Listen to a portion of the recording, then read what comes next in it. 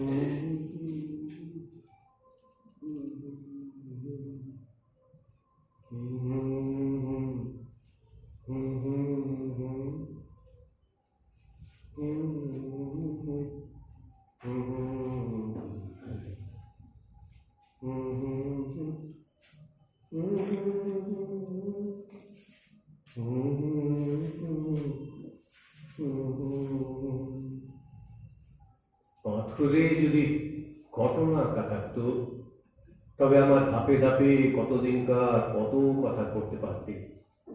যদি পুরনো কথা শুনতে চাও, একটু বসো, নদীর উচ্ছলতায় কান পাতো, বহুদিনের কত হারিয়ে যাওয়া কথা শুনতে পাবে। অনেকদিন আগের একটা কথা মনে পড়ছে, সেও আজকের মতোই একটা দিন ছিল, বুঝলে?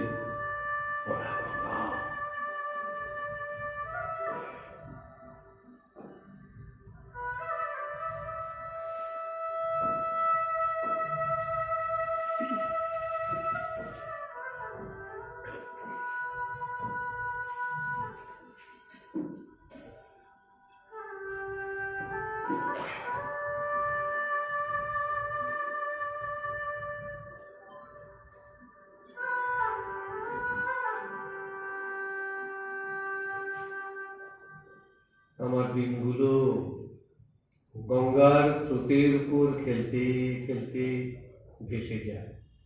দিনের পর দিন ধরে স্মৃতির আস্তরণে আমার সূর্য কিরণ ঢাকা পড়ে না।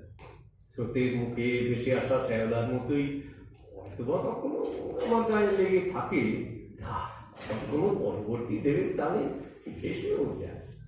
তা বলে যে আমার সঞ্চয়ের ঝুলি একেবারে শূন্য এমনও নয়, কিছুটা এমন থাকেই। যা জীবন ভোলা যায় না। ফেলে আসা দিনগুলোকে চিরদিন শ্যামল মধুর, চিরদিন নতুন করে রাখে। ওই দেখো, দেখেছ, যে কথাটা বলবো বলে মনে করি সে আর কিছুতেই বলা হয় না। একটা কথা বলতে স্রোতের মুখে আর একটা কথা ভেসে আসে। যাই হোক, যদিও বয়স অনেক হয়েছিল, তবুও আমি তখনও সিধেছি। তবে হ্যাঁ, আমার ওই ওই বাঁ পাশের বাইরের দিকে দুটো ইঁটের অভাব ছিল। সেই গর্তের মধ্যে একটা ভিঙে বাসা বেঁধেছিল।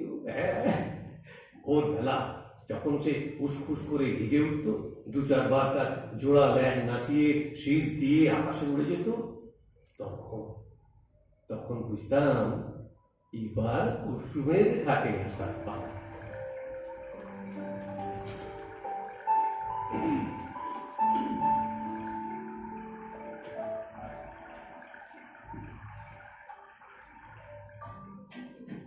জলের সঙ্গে কুসুমের হৃদয়ের বিশেষ যেন কিছু মিল ছিল। সে জল বড় ভালোবাসত। কিছুদিন পরে হঠাৎই একদিন অনুভব করলাম যে কই, কুসুমকে তো আর দেখতে পাই না। আমার বুকের শিহরণ তোলা সেই পায়ের স্পর্শ তো আর অনুভব করি না। অনেক পা আমার ধাপে ধাপে ওঠে নামে, তার আমার বুক মারিয়ে দিয়ে যায়, ঝঙ্কার তোলে না।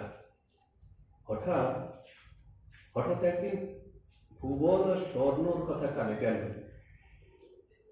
অনেক দূরের কোনো গ্রামে বিয়ে হয়ে গেছে কুসুমের।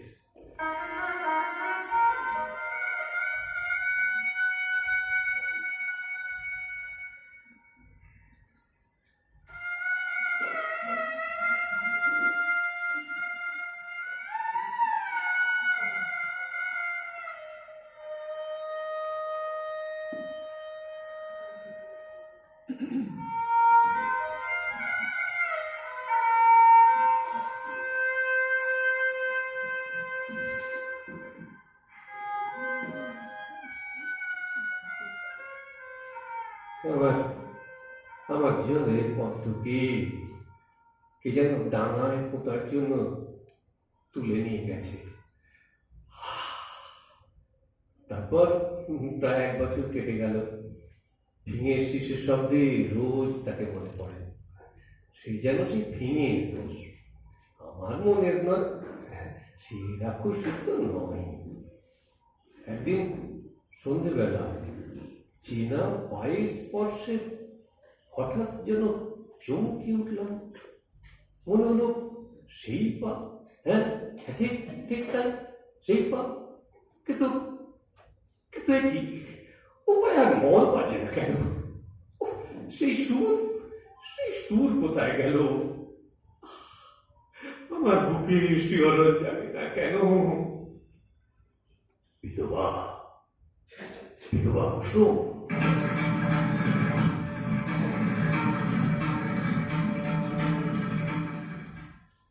এভাবেই 10-10টা বছর কেটে গেল। গঙ্গার বর্ষার মতোই কুসুম তখন সৌন্দর্যে পরিপূর্ণ।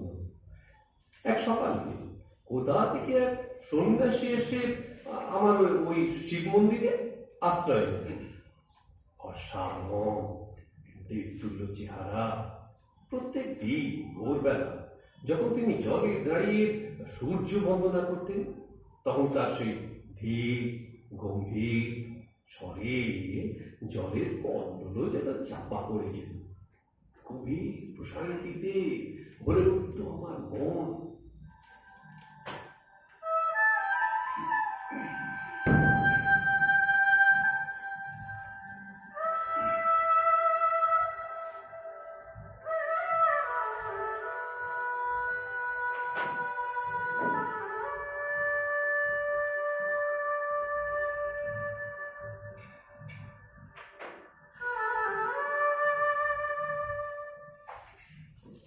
ओम जवाकुसुमं संकाशं काश्यपेयं महाद्योतिं ध्वंतारिं सर्वपापग्न প্রণতস্মি দিবাকরম। তার সেই কণ্ঠস্বর শুনতে শুনতে অন্ধকার যেন তার আবদ্ধ পাপড়িগুলো মেলে ধরতো একে একে, আর তার মধ্যে দিয়ে নতুন সূর্যের লাল আকাশ ছড়িয়ে পড়ত দিকে দিগন্তে।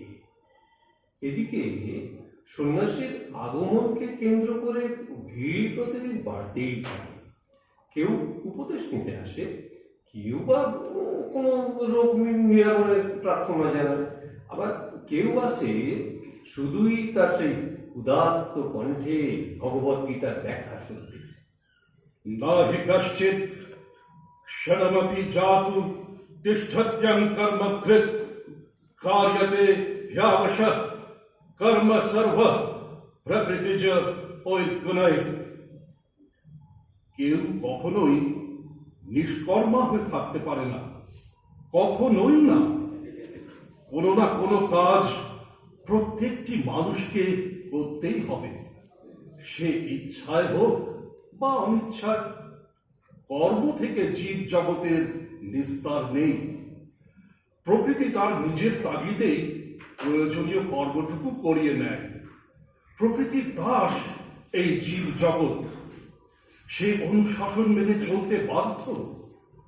বেদ বলে, আপনার মঙ্গল কামনায় দেবতার প্রসাদ পাবার জন্য যে যাগ যজ্ঞ, তাই মানুষের কর্ম।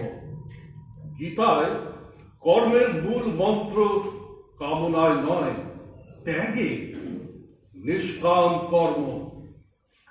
कर्मण्येवाधिकारस्ते मा फलेषु कदाचन मा कर्म फलर हेतुर्भूमा ते संगहस्तो कर्माणि योगस्थ कुरु कर्माणि संगम त्यक्त्वा ভিড় বাড়তেই থাকে। सिद्ध सिद्ध এই সন্ন্যাসী तत्वा योग उच्यते।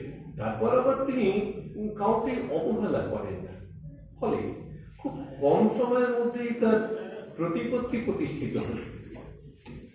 কয়েকটা মাস এভাবেই কেটে গেল।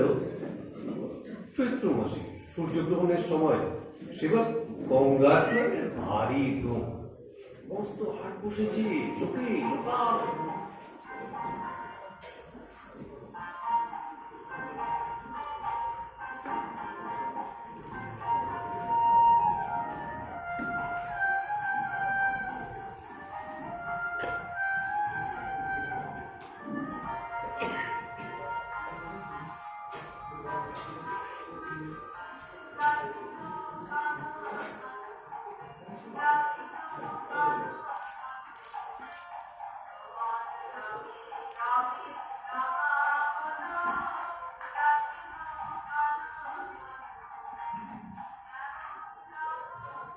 গ্রামের আবাল বৃদ্ধ বনিতা প্রায় সবাই সন্ন্যাসীকে দেখেছি, শুধু কুসুম ছাড়া। প্রথম দিকে তবু একটু সুযোগ ছিল, কিন্তু পরে ভিড় বাড়ার সাথে সাথে সে আমার কাছে আসা একেবারে ছেড়েই দিয়েছিল। একদিন সন্ধ্যেবেলা, তখন নিস্তব্ধ জনপ্রাণীহীন ঘাট, কিছুক্ষণ হলো মন্দিরের শেষ খসড় ঘন্টার আওয়াজটাও মিলিয়ে গেছে। সন্ন্যাসী মন্দিরের বাইরে এসে ঘাটের দু এক ধাপ নেমে একা এক নারীকে বসে থাকতে দেখে ফিরে যাবেন মনে করছেন। এমন সময় হঠাৎ সেই নারী মুখ তুলে পিছন ফিরে চাইলে আবরণ গেল খুঁজে, মনে হলো একটা সম্মত রয়েছে, যেন যেন আচরণ করছে না। তোমার নাম কি? কুসুম।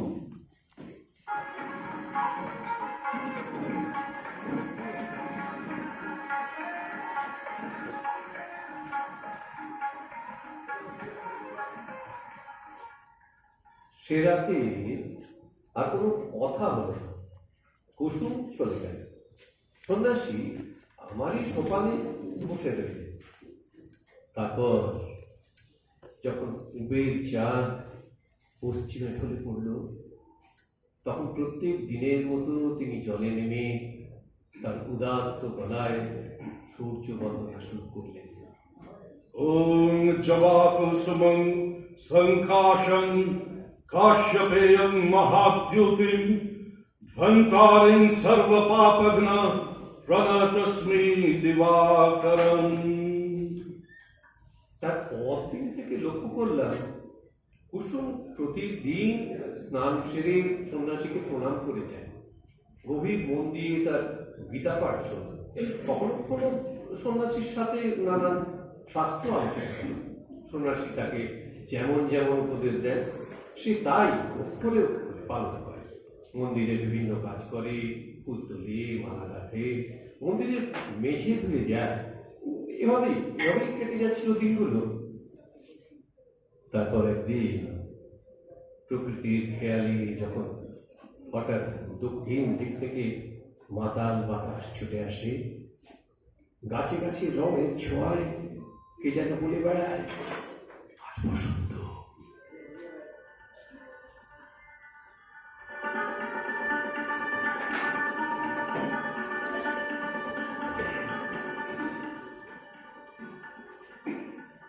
হঠাৎ লক্ষ্য করলাম কুসুম আমার কাছে আসা একদম বন্ধ করেছে বেশ কয়েকটা দিন। তারপর একদিন সন্ধ্যেবেলা আমারই সোপানে দেখা হলো তাদের। আমায় ডেকে পাঠিয়েছেন?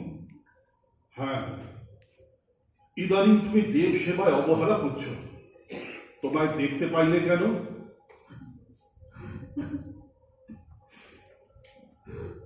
বলো কুসুম, তুমি মন্দিরে আসো না কেন? কেঁদো না কুসুম, তোমার অশান্তির কথা আমায় বলো, আমি তোমায় শান্তির পথ দেখাবো।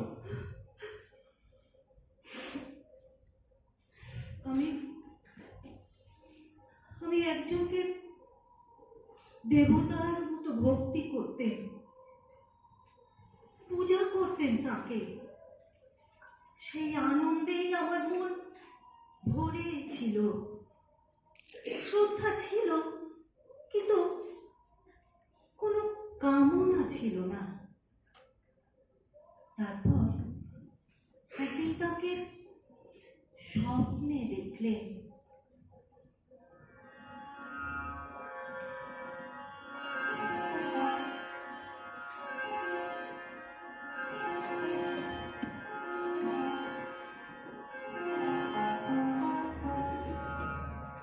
মানুষটাকে কতবার দেখেছি, তাকে দেখাটাই যেন আমার ঢের বেশি পাওয়া। অথচ সেই মানুষটাই যখন স্বপ্নে আমায় ভালোবেসেছেন, ভালোবাসার কথা বলেছেন, তখন এক নতুন ভালোবাসার আবেশ ছড়িয়ে পড়েছে আমার সর্বাঙ্গে।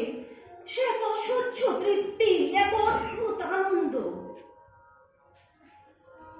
ঘুম ভাঙল, স্বপ্নও ভাঙল, কিন্তু কিন্তু সে স্বপ্নের ঘোর আর কিছুতেই ভাঙে না।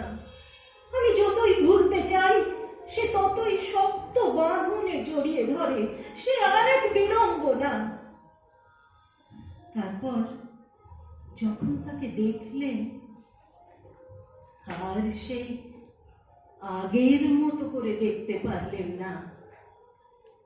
আমার চোখে যে স্বপ্নের রং, তা এড়ানোর সাধ্য কই আমার।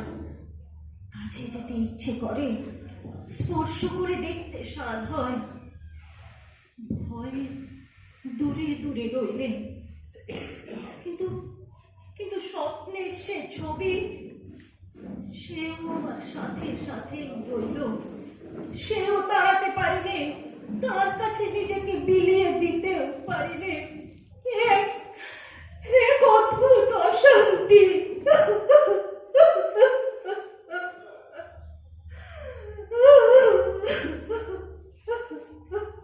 কে সে? নাই বা শুনলেন?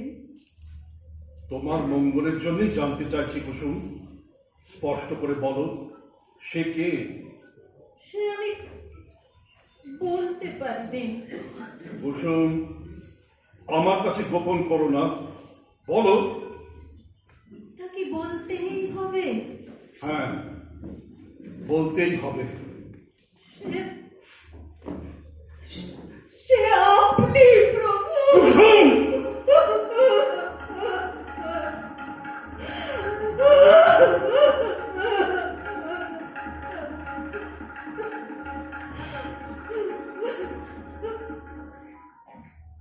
কুসুম, আজ পর্যন্ত আমার সব কথাই তুমি পালন করেছ। আমার এই কথাটাও তোমায় রাখতে হবে। আমি আজই এখান থেকে চলে যাব। কোথায় জানি না, যেমন এখানে আসার আগে জানতাম না। তবে আমাদের আর সাক্ষাৎ হবে না, আমায় ভুলতে হবে না। পারবে না কুসুম? কুসুম ঘাড় নেড়ে সম্মতি জানালে। সন্ন্যাসী ধীর পায়ে মন্দিরে গেলেন। কেন জানি না, তার পদক্ষেপ বড় সাবলীল বোধ হল। কুসুম সেখানে আমার আমার সোপানে বসে রইলেন। তারপর এক সময় আস্তে আস্তে জলে নামলেন।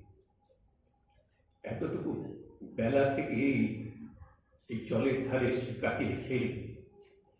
আজ শান্তির সময় সেই জলই তোকে তাকে যদি কোলে আশ্রয় না দেয়, তাহলে তার শান্তি কোথায়?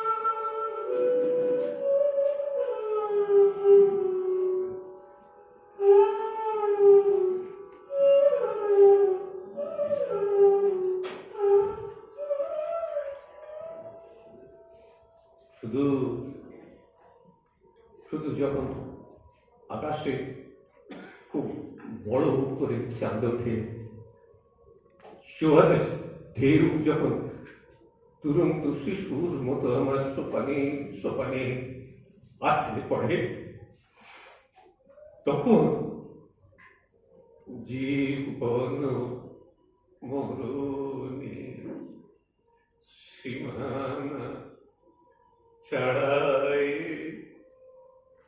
বন্ধু